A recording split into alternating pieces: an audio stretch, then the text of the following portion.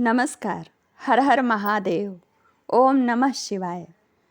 आज मैं भगवान शिव के कृपा की कथा सुनाऊंगी कि ठीक एक ही समय पर कैसे एक गरीब ने एक लोटा जल 15 दिन चढ़ाया और उसके जीवन में सुख समृद्धि चमत्कार हो गया। भगवान शिव ने एक लोटा जल के बदले में उस व्यक्ति को सुख ही प्रदान कर दिया।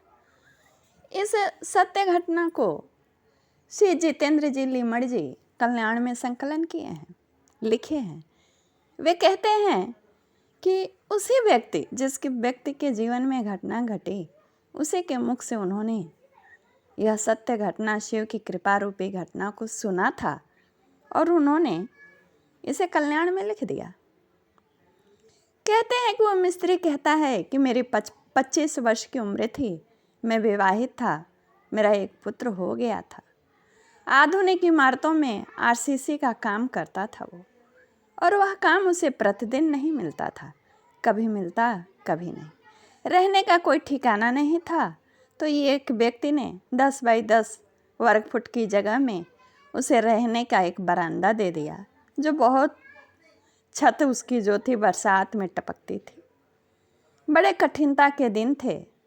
रोज वे अपने गांव से जो है प्रतिदिन, जो उसके गांव के पास शहर था शिरवल, वहाँ जाता काम की तलाश में और निराश लौटा था, यानी काम उसे रोज मिलता नहीं था। और एक समय ऐसा आया कि बहुत दिनों तक उसे काम नहीं मिला, जिसके कारण वो भूख से भी अन्य विपरीत परिस्थितियों से विक्षिप्त हो गया। लेकिन एक अच्छी बात हुई कि उसके प्रति उसी के गांव के एक सज्जन व्यक्ति बड़ी ही सहानुभूति रखते थे। उन्हें उसका दुख देखा नहीं जाता था। वे एक दिन शिरवल निवासी एक ब्राह्मण के पास उसे ले गए कि शायद वे इसके तकलीफ़ों को दूर कर सकें। और वे ब्राह्मण भी बड़े ही सात्विक सदाचारी भक्त थे और उनकी कृपा मिले इस आशा से वह सज्जन व्यक्ति उस व्यक्ति को, गरीब व्यक्ति को ले गए थे।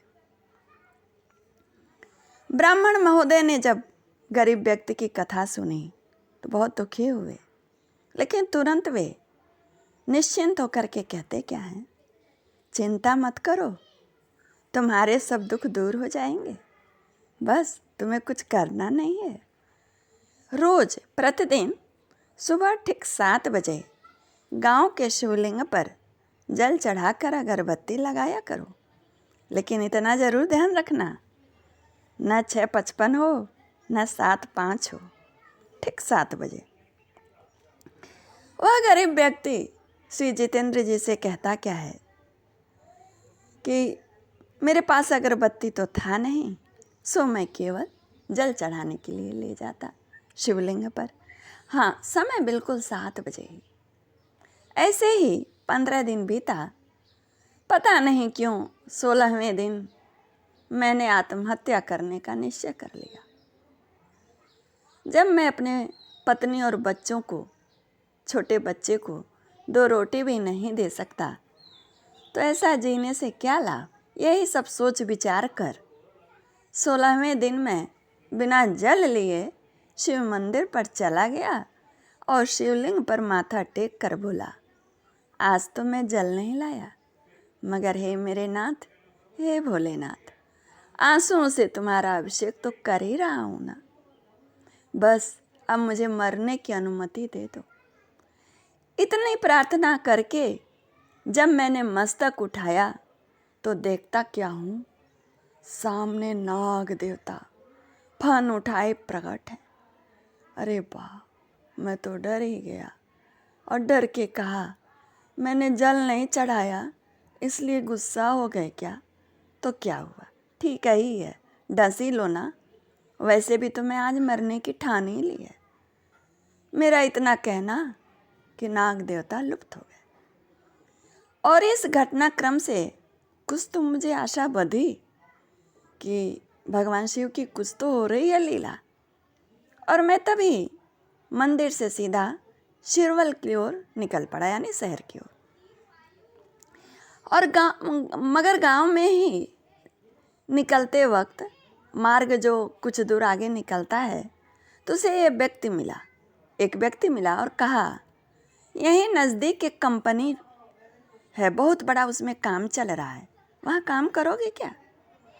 मैंने तुरंत हामी भर दी, मुझे तो काम चाहिए ही था। मसाला बनाने की वह सुप्रसिद्ध कंपनी थी।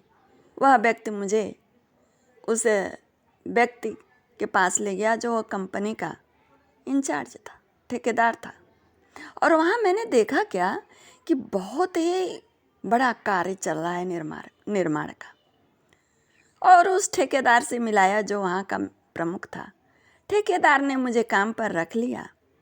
मेरी ईमानदारी, लगन और कार्य कुशलता देखकर उस ठेकेदार का नाम शिवा था।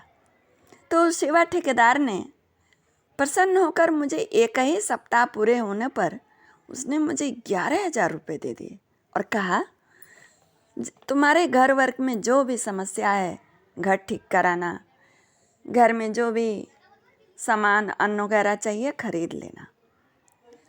मैं तो अवाक देखता रहा।